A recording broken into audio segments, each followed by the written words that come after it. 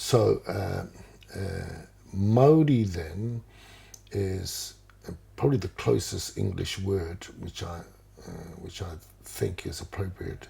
It is a life force, not too distant, I think, from gravity. We're aware of gravity, and we're all subject to it, but we don't see it. We always meet up with evidence of it, and we know how to spell it, but we don't think it's important in our everyday lives as we leave to go to work. But it does have this impact on our lives. So does Mauri. So Mauri can take forms of, let's say, when someone says to you, the words that you speak will become the house that you live in. What the hell does that mean? Well, it just means, look, you have to take responsibility for things that you do, for things that you say, because you have to live within that. See, that's gravity, that's vibe, and that's Mauri. The things that you do in your life are things that will measure you as a person. That's a fact. Yeah. That's life. And what you put in is what you get out. It's all those kinds of truisms, those kinds of wisdom that I think articulate what Mauri is. And these are not concepts created by Maori or human beings. These are observations over millennia that we've found we've come to inherit by being on the planet. These things pre-exist. Tapu pre-exists. Tapu is a word that can mean the unknown and our comfort with not knowing everything. So when something is tapu, it can also be saying it's unknown. But it exists, but we haven't got a word for that yet. We haven't got a good grasp and understanding of it, but we know that this thing hangs around. But we, with fortitude, we may come to understand it.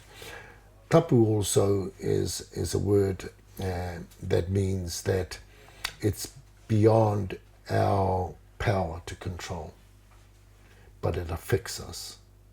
It has an effect on us, and it could be, and maybe largely divine in nature, which really is just another way of saying it's supernatural. We may have command with the natural world, but there are things that we have very, very little influence over, but we live with these things and we respect them. And tapu refers to those phenomena, to those things. So there's a phrase in ancient Maori karakia that goes, he tapu te Mauri, he Mauri te tapu. So these things live side by side. They are one and the other. They cannot be separated. And the same with mana and Mauri. Yeah. These things are connected as well. So when we talk about the Mauri order of a person, there is a refusal by indigenous people to believe that this is just physical health and well-being. Yeah. It is connected to other features, to other supernatural phenomena, to other effects.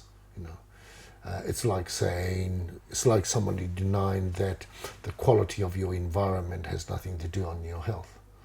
Of course it does. Yeah. And the connection between land, water, air on human beings is direct, and as also the reverse. And that just speaks of connections, responsibility, whakapapa, and when people regard that connection as kinship, not owner, and as something we possess.